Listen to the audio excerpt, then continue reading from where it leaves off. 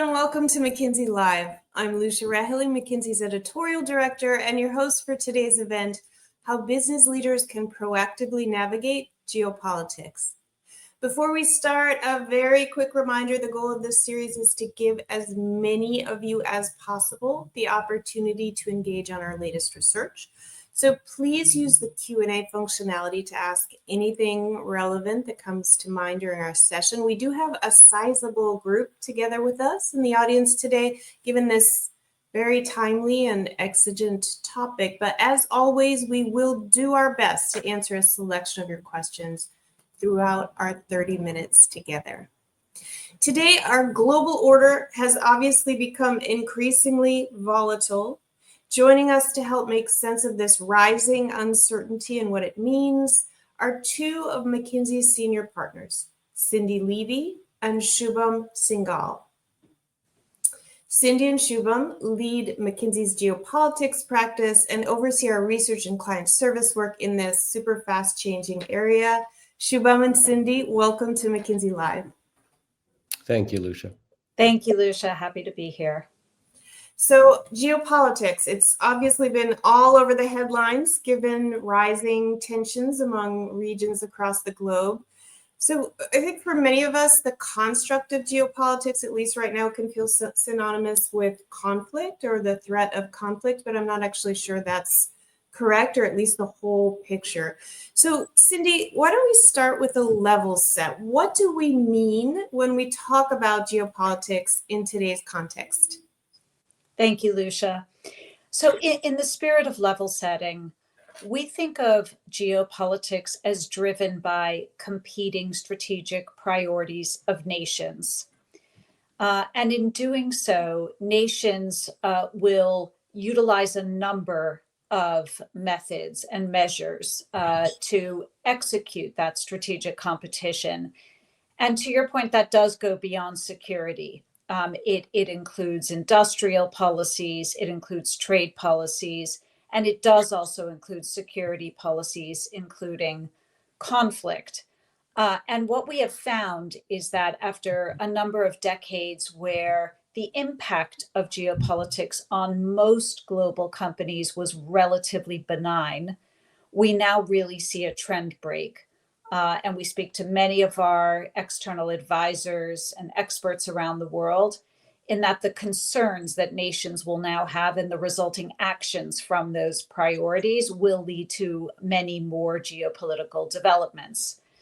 And this is a very big value swing for companies. And we only need to look at some of the recent events and the impacts that they've had. So during the last Suez disruption, certain EU-China trade routes became 3x more costly because of that disruption. In the first wave of China-US tariffs, the US Commerce Department estimates that 1.7 plus trillion of value was lost by US companies because of those tariffs. If you look at the Russia-Ukraine conflict, there are estimates to suggest that European companies lost 100 billion of enterprise value. And therefore, the value swings are significant. And as a consequence, companies now say, leaders now say that this is the number one agenda that they believe could change value or create disruption for their enterprises. And therefore, geopolitical muscle involves a much more rigorous, quantitative, forward-looking view on all of these developments so that companies can really factor how to operate with them and to change strategic agendas. Okay, that makes sense. So geopolitical shifts clearly present real and in some cases unprecedented risks. You're talking about the potential for these value swings, and leaders need to be aware of those risks and to mitigate them. But I think hear you saying, Cindy, that these dynamics present new opportunities for leaders. Do I have that right? And if so, can you say more about that? Yes, I think that the definition we are using and the engagement we're having with leaders is to really look at opportunities and risks. and to not only look at tail scenarios and potential events, but there are a number of trends that are becoming closer to known knowns. How is trade shifting? In what regions, for which subsectors, for which goods? Companies need to understand these because these do present immense opportunities for companies. And if I just touch on what companies are starting to build around geopolitical muscle, it's to deeply understand scenarios, to quantify them in terms of what they mean for the economies in which they operate and what they mean for their own forecasting opportunities and risks, and also for their own operations in terms of where they might need to diversify. Now, that could lead and should lead to a number of risk mitigation actions in some cases. Where do I need more capital buffers? Where do I need more supply chain diversification?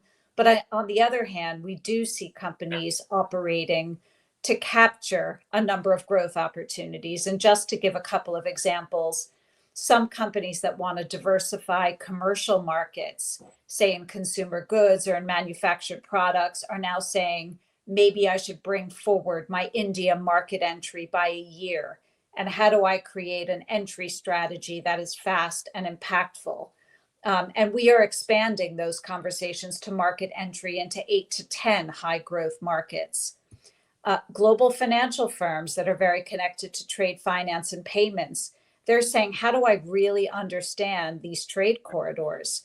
So Southeast Asia to US has blossomed as a real trade corridor. And have I really put my coverage, my infrastructure into Vietnam, Thailand, Cambodia to make sure that I benefit from the growing trade in those regions? So those are examples of opportunities, and we actually see an imperative to look at both the opportunities and the risks.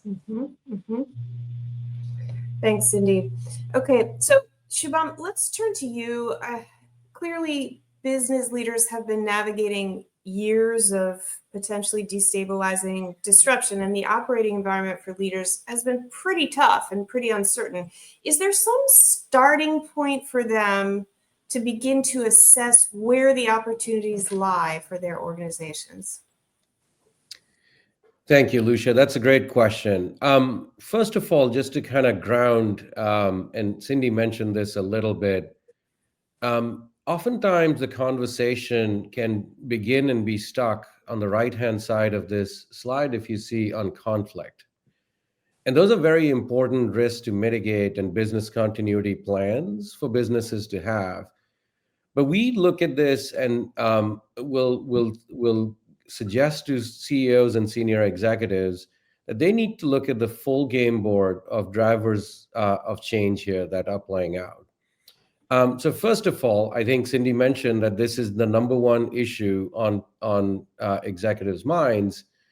What we find is trade and economics has risen to being very high, right behind geopolitical tensions, which is more around conflict.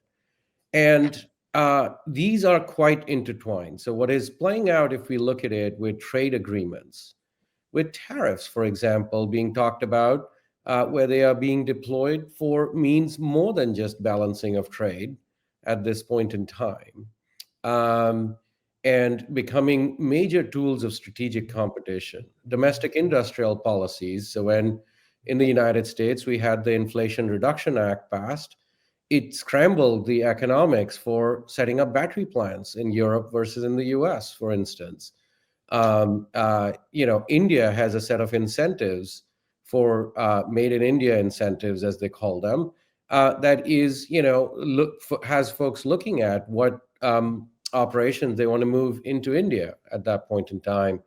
Of course, there are also import and export controls. We're seeing that play out right now on strategic national security priorities, as well as many of the environmental regulations and immigration policies and labor laws that are different. Now, not to say that security is not important, that also has more than just conflict to it.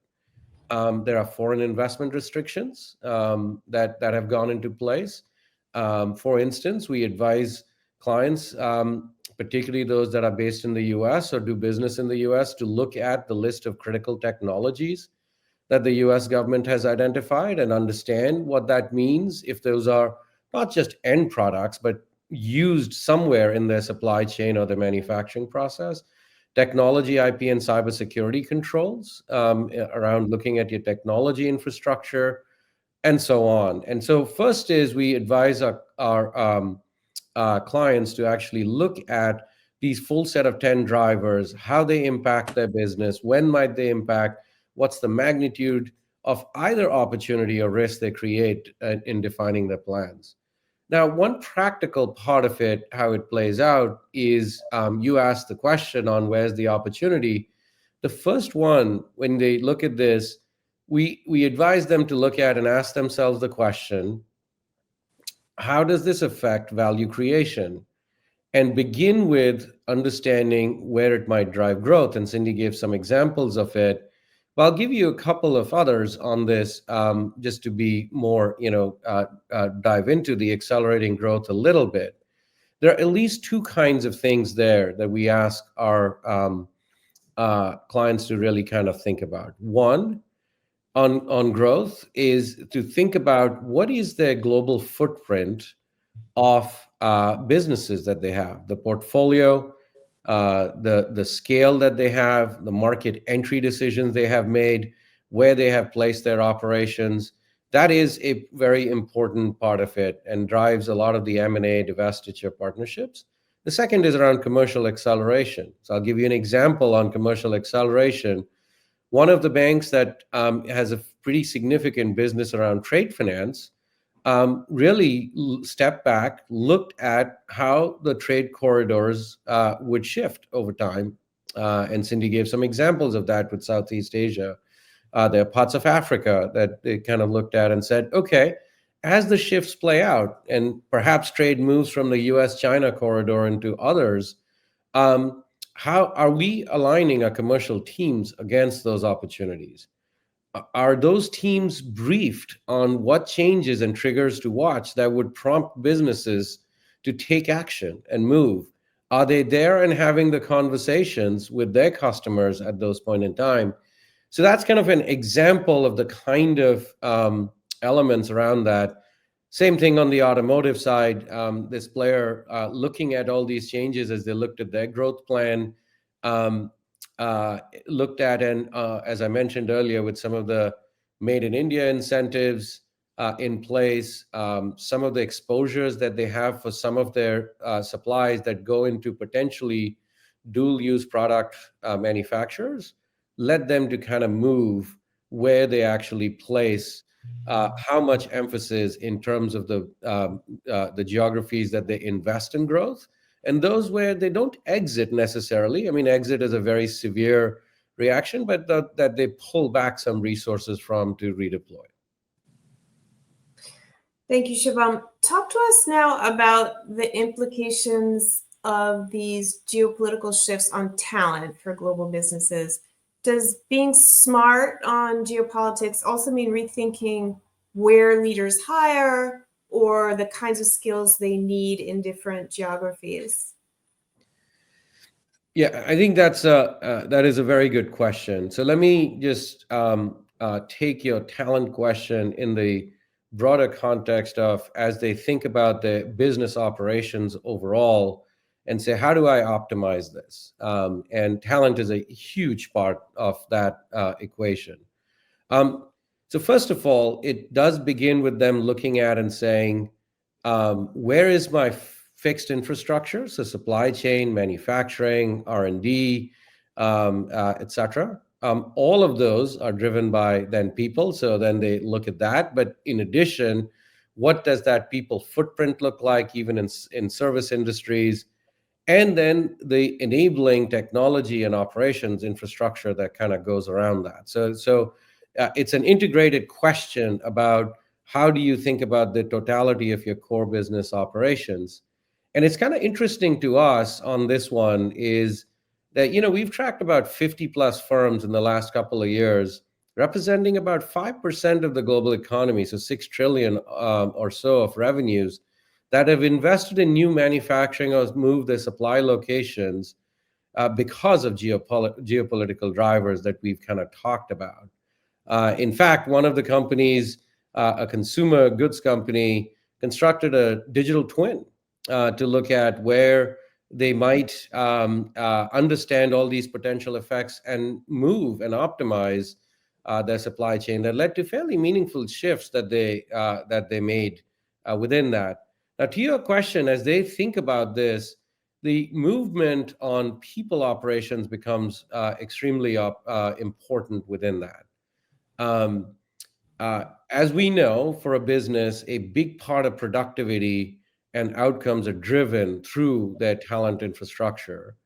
And this is perhaps the biggest challenge that most global institutions have, because how do you knit together the greatest talent and have workforce cohesion across cultures and nationalities? um, and really, but at the same time, be able to deal with the shifts that you actually have to make. So, banks have been thinking about this. One global bank has looked at this and made some choices there. When they look at their call centers across multiple geographies, they have done a geopolitical scan, and not just based on business continuity to the point of opportunity, but also looking at how are labor skills that are available as well as wage rates moving, how they're likely to move, what domestic incentives might be in place, how does changes in labor laws and immigration patterns kind of change those equations, and then where do we need to place some of our people and operations so that it aligns with, again, back to the changes in cross-border trade flows, that it is also aligned with the markets at which we are operating. Uh, Issues and topics of visa, trade restrictions, which all get negotiated part of these trade agreements that governments do, become major decision points in placing your global talent footprint. And then being still able to kind of bring that group together in a way that it feels part of a global whole is a real kind of culture management challenge that most are contending with. Fascinating. Cindy, we've had a number of questions here from our audience, and there's one that makes an excellent segue to the next slide, which is about corporate strategy. How should executives be thinking about monitoring and mobilizing against these geopolitical risks at the corporate strategy level?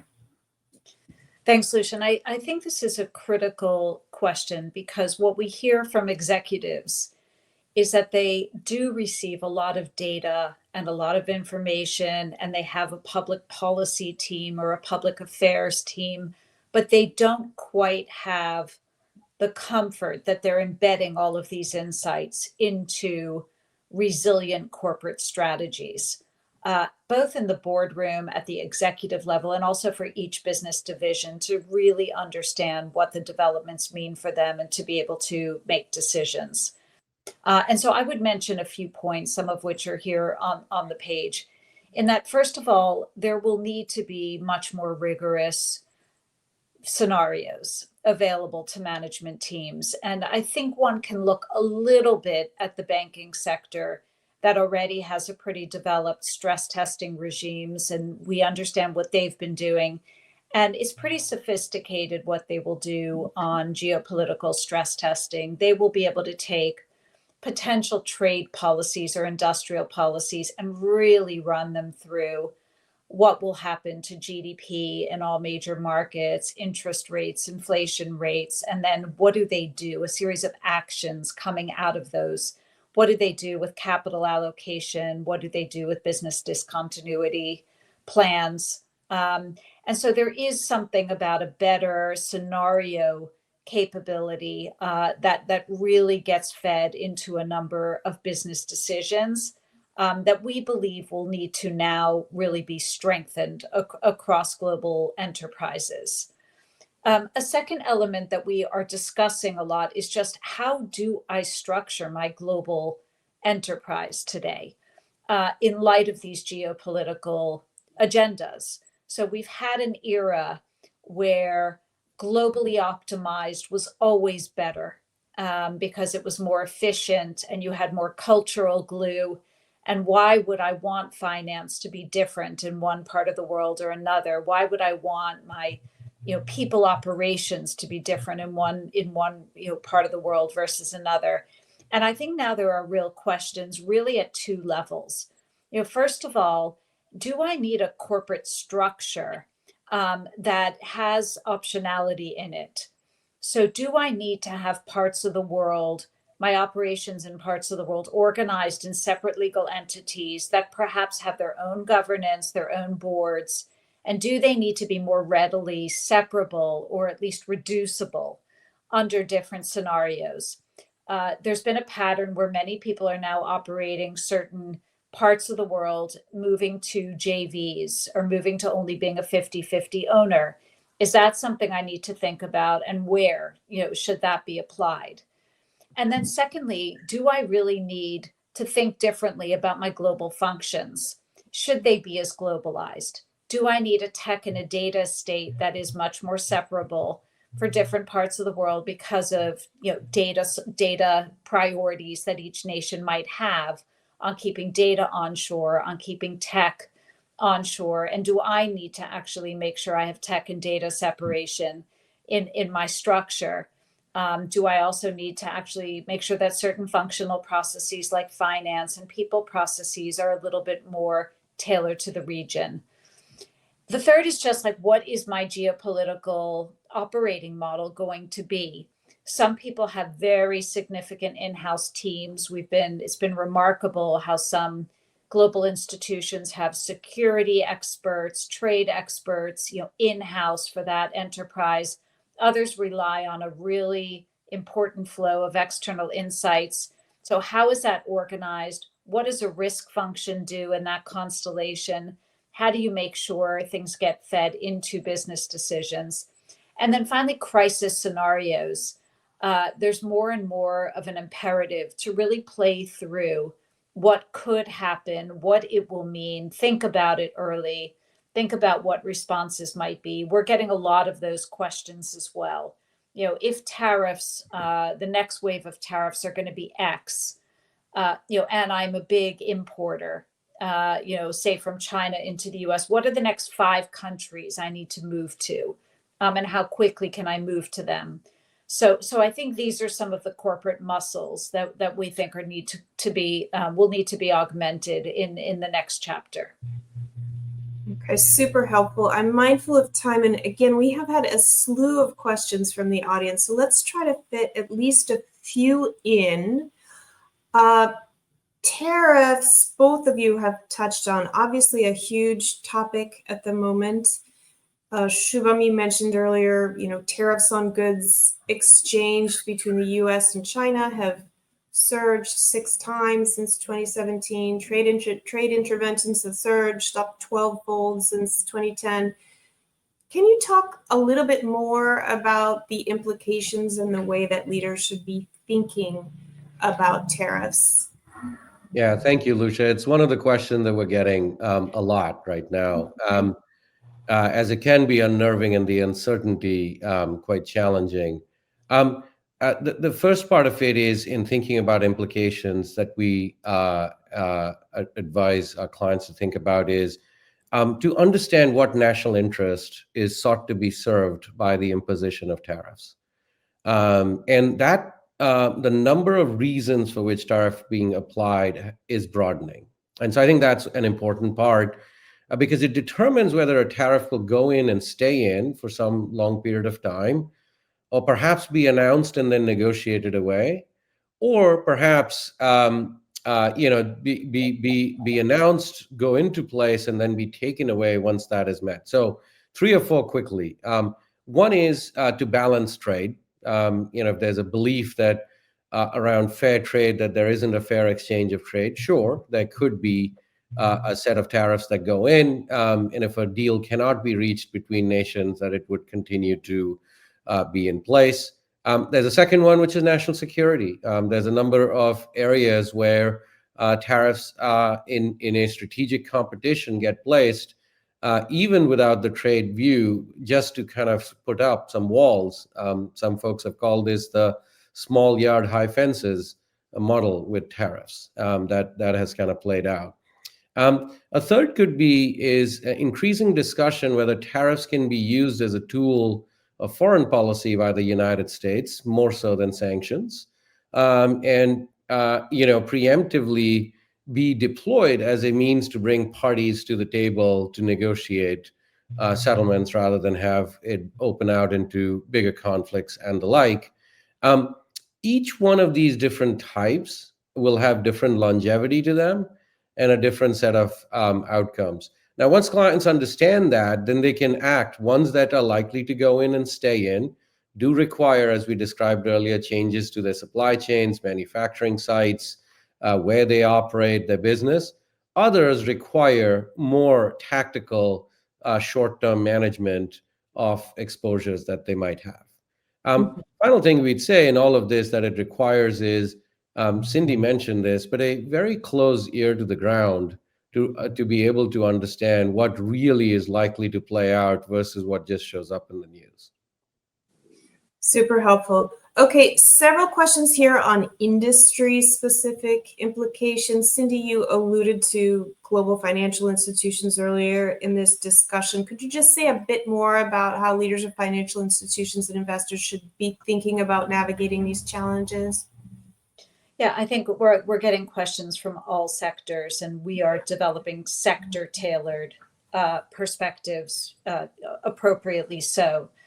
I think if I just take financial services as an example, I think it's important to think about sort of a two-track set of issues and a two-track set of responses. There are going to be some of these medium-term challenges that companies are going to need to augment their capabilities around. Just more use of some of these industrial and trade policies as a reality. And so in general, financial institutions just need to understand all aspects of trade policy better, tariffs, export controls, because financial services often mirror the real economy and all of their prospects are linked to the real economy. So there is the need to understand over time what will happen subsector by subsector, which sectors are vulnerable, where might there be a change in corporate health in different sectors? Where do I need to worry about the credit worthiness, of different sectors in different geographies because of some of these exposure? And therefore, there's a number of medium-term builds that financial services will need to make. There are also some very immediate opportunities potentially coming up on the back of potential US election consequences that may happen. And it's things like digital assets. Will there be much more acceptance of digital assets as a set of national policies? A surge in transactions. Will regulation and the lessening of certain regulatory impediments create a wave of deal flow? And so there are some very immediate mobilizations needed to make sure that global financial firms are ready to move into these opportunities. And so I think exactly to Shubham's point, there's always going to be some policy moves that might be very immediate, but then there are some, I would call them more known knowns, medium-term secular trends, that also need to be responded to with capabilities built over time. Mm-hmm. And Shubham, very quickly, because we're almost at time, anything about tech leaders, anything data or tech leaders need to keep in mind? I think the biggest change for the data and tech leaders is that the global infrastructure around data and your tech stack has just become impossible. Now, many industries have dealt with this over time, so this is not a new problem, but for those that have that, and I think it is quite important to understand how do you optimize that to varying degrees of regulation and security controls being put in place, but do so in a way that is cost effective. And it does require quite fundamentally understanding your business, how the flows work across the business and how work gets done, and then being able to look at your technology stack and be able to realign it, including the earlier points around moving operations around. But I'll leave it there. It's an interesting and complex question. Yeah, it is. This has been a great discussion, and folks in our audience should visit our website for more. We'll have more on this coming, including Cindy is leading a panel at Davos and so forth. So we'll have more in coming months. Shubham and Cindy, thank you again for joining our McKinsey Live audience today. Thank you very much for having us. And as always, many thanks to all of you watching. You'll be able to find a replay of this session and previous McKinsey Lives at mckinsey.com/live. We will be back after the holidays in January to talk some more about what to expect at the World Economic Forum and what will drive the agenda at Davos, including geopolitics. You can use the QR on your screen to register for our next session on January 15th. Have a great day or evening. Hope everyone is able to enjoy a lovely holiday break, and we will see you in 2025. Take care.